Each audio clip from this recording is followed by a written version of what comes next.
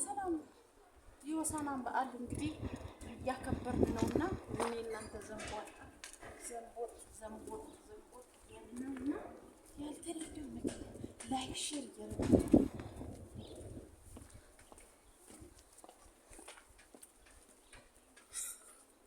እንሄዳለን እንመለሳለን። ዝናብ እየመጣ ነው።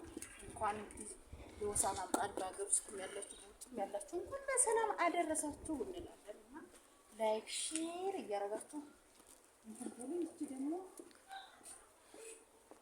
ከዚህ ቅያስ አለ እዚህ ቤት ተጠርቻለሁ፣ ግን አንደኛ አልደረሰኝም። እናቴ ሰላም ነሽ? እንዴት ነው አለን በቃ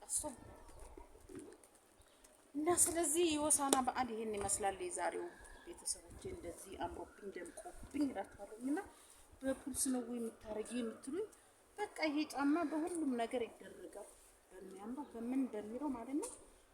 ስለዚህ እናንተ